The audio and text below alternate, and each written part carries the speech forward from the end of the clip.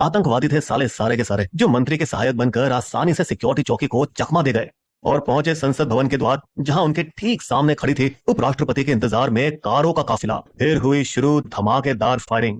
ये जानने के लिए कि 2001 संसद हमले की साजिश कैसे रची और उसका अंजाम क्या हुआ, देखते रहिए। लेकिन उससे पहले लाइक, सब्सक्राइब और शेयर करना मत भूलिएगा। जब दिसंबर 1999 में पाकिस्तानी आतंकवादी मौलाना मसूद अजहर की जेल से रिहाई हुई, इंडियन एयरलाइन की फ्लाइट IC 814 में अपहरण किए गए 155 यात्रियों के बदले में, तब मसूद ने बदले की आग में हिंदुस्तान के धड़कते दिल उसकी संसद पर हमला करने का फैसला लिया। जैसे ही मसूद अजहर पाकिस्तान लौटा, उसने इस मिशन के लिए 5 फिदाइनों का एक सुसाइड दस्ता बनाया, जिसकी अगुवाई मोहम्मद उर्फ सनी अहमद काजी को सौंपी, IC 814 के हाईजैकर्स में से एक। जब मसूद अजहर जम्मू के कोट बलबल जेल में था, तब उसने भापा था दिल्ली में और यहां तक कि संसद भवन के आसपास भी सुरक्षा कमजोर है, हम इसका फायदा जरूर उठाएंगे। उसको खबर थी कि संसद की ओर जाने वाले मुख्य रास्ते पर ना तो कोई खास नाकाबंदी थी और ना ही कोई ज्यादा CCTV कैमरे, बल्कि वो फिदाइनों को मेन संसद के मुख्य द्वार तक ले आता, जो थोड़े छल कपट से आसानी से पहुंचा जा सकता। प्लान ये था कि जैसे ही फिदाइन मुख्य द्वार गेट नंबर 1 पर पहुंचेंगे, वो चलती गाड़ी से कूदेंगे और निकलते वक्त कुछ ग्रेनेड कार के अंदर फेंकेंगे। कार की गति उसे आगे के द्वार गेट 12 की ओर ले जाती, जहां ग्रेनेड विस्फोट होता और अफरा तफरी जो मचती, उसका फायदा उठाकर वो मुख्य द्वार 1 के अंदर भागकर सेंट्रल हॉल में घुसते, जहां संसद की सेशन जारी होती है और सभी सांसदों को घेर कर बंधक बना लेते। फिर वो मसूद अजहर को कॉल करते, मसूद भाई, जैसा आपने कहा मैंने किया। अब पूरा हिंदुस्तान मेरे इशारों पर नाचेगा। प्लान को अंजाम देने के लिए मसूद ने 35 वर्षीय गाजी बाबा को चुना, एक पाकिस्तानी नागरिक जो कश्मीर के पहलगाम में चुपके से रहता था, जिसने फिदाइन दस्ते को शरण दी और दिल्ली भेजने का इंतजाम किया। दिल्ली में उनका साथ देने के लिए गाजी बाबा ने JKLF के एक पूर्व आतंकवादी अफजल गुरु को चुना, जो आतंक त्यागने के बाद मेडिकल उपकरण बेचने लगा था। पहले तो अफजल गुरु ने गाजी बाबा को मना ही कर दिया, 10 लाख रुपए, और उसे जब अच्छी खासी रकम की लालच दी गई तो वो इनकार नहीं कर सका। अफजल ने 5 फिदाइनों को 2 हिस्सों में बांटकर दिल्ली के अलग अलग इलाकों में छिपाया। सभी को लोकल कंप्यूटर ट्रेनिंग सेंटर का फर्जी पहचान पत्र दिया। दोनों साथ करोल बाग इलाके गए, जहां से एक एम्बेसडर गाड़ी खरीदी और कश्मीरी गेट से लाल बत्ती भी ली, जिसका इस्तेमाल हमले के दिन पुलिस चौकियों को चकमा देने के लिए किया गया। हमले से 1 हफ्ते पहले अफजल आतंकवादियों के साथ पुरानी दिल्ली भी चले, थोक मसाला बाजार खारी बावली, जहां से उसने ढेर सारे सुर्ख मेवे खरीदे, लंबी घेराबंदी की आशा रखते हुए, और हाँ, काले बाजार से बम बनाने के लिए केमिकल भी। तैयारी पूरी करके सब निकले पुरानी दिल्ली के प्रसिद्ध होटल करीम के लिए, जहां उन्होंने नल्ली निहारी और मटन कबाब खूब चाव से ठूसा, क्योंकि ये शायद उनकी जिंदगी की आखिरी दावत थी। 13 दिसंबर 2001 की सुबह फिदाइन अपने साधारण कपड़ों के नीचे हरे रंग की मिलिट्री पोशाक पहनकर हमले के लिए तैयार हुए। बस्तों में पैक किया 30 किलोग्राम RDX, बैग भर ग्रेनेड, 2 ट्रांसमीटर और रिसीवर, रेडियो सक्रिय विस्फोटक मशीन और 15 किलोग्राम प्लास्टिक एक्सप्लोसिव। फिर पास में खड़ी नई खरीदी एम्बेसडर गाड़ी से कवर हटाया और डिक्की में जानलेवा माल लाद दिया। रास्ते में लाल किले के पास उनमें से एक ने कार के ऊपर लाल बत्ती लगाई, जबकि दूसरे ने डाउनलोड किए हुए आधिकारिक गृह मंत्रालय पेपर स्टिकर सामने की खिड़की पर चिपका दिए। इस बीच संसद में दोनों सदनों की बैठक परंपरा के मुताबिक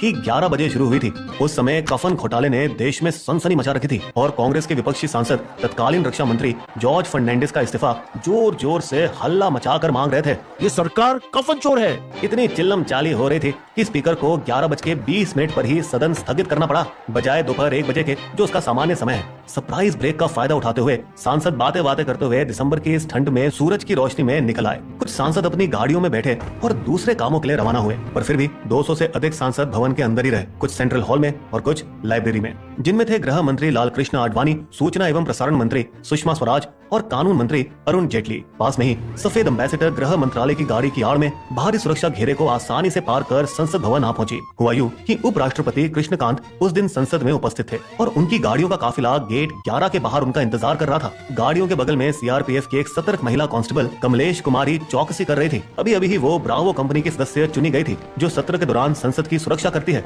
कुमारी अपने काम को बहुत गंभीरता से लेती थी। तेजी से गाड़ी चलाओ, आज हमारे उपराष्ट्रपति आ रहे हैं, मुझे वहाँ जल्दी पहुँचना है। सबसे पहले उसकी नजर गाड़ी पर गई और दृश्य देखते ही एहसास हुआ कि कुछ गड़बड़ है। तुरंत उन्होंने निर्देश दिए अपने बगल में खड़े watch and ward staff JP Yadav को। JP जी, वो गाड़ी में कौन है, चेक करो। गाड़ी चौंकाने वाली तेज गति से काफिले की तरफ आ रही थी। निहत्थी कुमारी उसकी ओर दौड़ पड़ी। समझिए जैसे कि वो अपनी बाजू की ताकत से ही उसे रोक सकती हो, लेकिन कुमारी की हरकत से ड्राइवर का ध्यान यूं भटका कि वो गाड़ी का कंट्रोल खो बैठा और डगमगाती गाड़ी उपराष्ट्रपति के काफिले की एक कार से आ टकरा गई। आउट ऑफ कंट्रोल गाड़ी फिसलकर राज्यसभा लॉन पर चढ़ी, जहां पौधों पर पानी दे रहे माली ने लंबी छलांग मारकर खुद को बचाया। गाड़ी की टक्कर होने से बम डेटोनेटर के तार खुल गए, जिससे उसका कभी विस्फोट ही नहीं हुआ। मगर ये बात आतंकवादियों को नहीं पता थी। अचानक से हमला करने का मौका गवा चुके आतंकवादी गाड़ी से कूद निकले और गोलीबारी शुरू की। सबसे पहले गिरने वालों में बहादुर कुमारी थी। थी और उसके बाद बेचारा माली। इस बीच जेबी यादव अपने साथियों की ओर भागा और उसने वॉकी टॉकी पर चिल्लाकर सबको चेतावनी दी, आतंकवादी हमला, आतंकवादी हमला। जो उनके आखिरी शब्द रहे, क्योंकि एक सेकंड बाद उन्हें भी गोली लगी। आतंकवादी भागकर मेन गेट नंबर 1 की ओर दौड़े, सेंट्रल हॉल में घुसने के लिए। भागते समय उन्होंने अपने आम कपड़े उतार फेंके ताकि जो हथियार वो अपने हरी मिलिट्री पोशाक पर रखे थे उसका आसानी से इस्तेमाल कर सकें। इस बीच सांसदों की सुरक्षा के लिए विशेष रूप से तैनात वॉच एंड वार्ड स्टाफ ने सांसदों को जल्दी से अंदर किया। अंदर चलिए, और अंदर मौजूद सांसद को निर्देश दिए, बेंच के नीचे छुप जाइए। कुछ सांसद जो छुप कर एक्शन देखने की कोशिश कर रहे थे, उन्हें वॉच एंड वार्ड स्टाफ गोदी में उठाकर अंदर ले गए और अब आनन फानन में बिजली की गति से संसद भवन के सभी साइड दरवाजों को बंद करना शुरू किया। लेकिन मेन दरवाजा खुला रखा गया ताकि कुछ बचे सांसद अभी भी सुरक्षा कर्मियों के घेरे में अंदर आ रहे थे। इसी खुले दरवाजे को निशाना बनाया फिदाइन स्क्वाड लीडर मोहम्मद और तेजी से भागा उसकी ओर गोली चलाते हुए, जिसमें 2 और वार्ड कर्मचारी शहीद हुए। सीढ़ियों तक पहुंच चुका था, बस कुछ और कदम बाकी थे और वो संसद के अंदर जा पाएगा। और ऐसा होने ही वाला था कि दरवाजा उसके चेहरे पर जोर से बंद हुआ। खंबे के पीछे छिपे हेड कांस्टेबल वाईबी थापा ने घुसपैठियों पर गोली चलाई और कांस्टेबल सुखविंदर सिंह ने भी जालीदार दीवार के पीछे से कई दिशाओं से गोलियां उसके शरीर को चीरती हुई गई, जिससे उसके बदन पर बंधे बम एक के बाद एक फूटने लगे और वो जहन्नम पहुंच गया। सुखविंदर को इससे दिलासा मिला और उसने अन्य आतंकवादियों पर गोली चलाने के लिए अपनी दिशा बदलने की कोशिश की, लेकिन वो हिल नहीं पाए। नीचे नजर फिराई तो देखा कि पेट में लगी गोली से जोरों से खून बह रहा था, लेकिन इतने जुनून में थे वो कि उन्हें गोली लगने का एहसास तक नहीं हुआ। उसने घाव को हाथ से कसकर दबाया और लंगड़ाते हुए सीआरपीएफ तंबू की शरण में पहुंचे। थापा को भी 2 गोलियां लगी, एक जांघ और एक घुटने पर, लेकिन वो जानलेवा घाव नहीं थे। गोलियां सभी दिशाओं में उड़कर दीवारों पर निशाना बना रही थी, जिससे अंग्रेजी रेत से बनाए चूने पत्थर की दीवार टुकड़े टुकड़े हो रही थी। मुख्य दरवाजा बंद होने पर बचे 4 आतंकवादी अंदर घुसने का कोई दूसरा रास्ता तलाशने की कोशिश में संसद भवन के चारों ओर भागने लगे। 3 एक युवा CRPF constable D Santosh Kumar की फायरिंग लाइन के ठीक सामने आए तो कुमार ने अपनी सेल्फ लोडिंग राइफल से निशाना साधा और कुशलता से एक-एक करके तीनों को मार गिराया।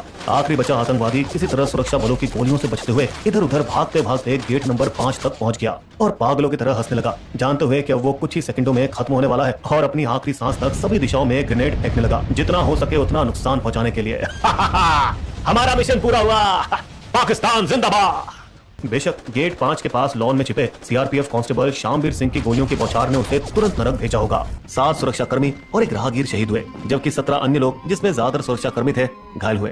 ये 30 मिनट का हमला जो आखिर में 12:15 बजे समाप्त हुआ, लेकिन करीब 3 घंटे बाद ही सांसदों को बाहर निकालने की इजाजत मिली। ये भारत के लोकतंत्र, इसकी पवित्र संसद और इसके चुने हुए सांसदों पर सीधा हमला था। ठीक 22 साल बाद और उसी तारीख 13 दिसंबर पर एक बार फिर सुरक्षा में सेंध लगी, इस बार नए नवेले संसद भवन में, जब 2 निहत्थे भारतीय युवा भगत सिंह से प्रेरित, जिन्होंने बम फेंका था ब्रिटिश सेंट्रल असेंबली में, अंग्रेजों का ध्यान भारत की आजादी की ओर आकर्षित करने के लिए दोनों ने छलांग लगाई। विजिटर गैलरी से सीधे लोकसभा के सांसदों के बीच सेशन के 0 ओवर के दौरान और बेरोजगारी के खिलाफ नारे लगाने लगे। तानाशाही नहीं चलेगी, भारत माता की जय, जय भीम, जय भारत।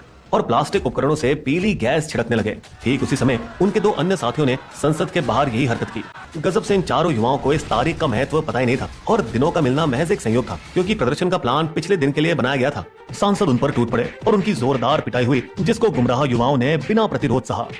इस हरकत ने सुरक्षा कर्मियों के मुंह पर जैसे अंडे फेंके कि इन नौसिखियों ने उनके सिस्टम में छेद दिखा दिए। संसद की 4 स्तरीय सुरक्षा में एक खामी थी, और ये वो कि आने वालों के जूते उतार कर चेक नहीं किए जाते। इसका पता उन्हें तब चला जब पिछली जुलाई विजिटर पास पर पुराने संसद भवन की टोहली, एक कमी जो नए वाले भवन में भी सुधारी नहीं गई, तो उनमें से एक ने अपने शहर लखनऊ में खास ऐसे जूते बनवाए जिसमें प्लास्टिक से बने गैस कैनिस्टर छुपा सके ताकि मेटल डिटेक्टर इसे खोज ना सके। चुनाव से पहले जब इस सुरक्षा उल्लंघन का शोर मचाने लगे तो दोनों सदनों के 146 विपक्षी सांसदों को निष्कासित कर दिया गया।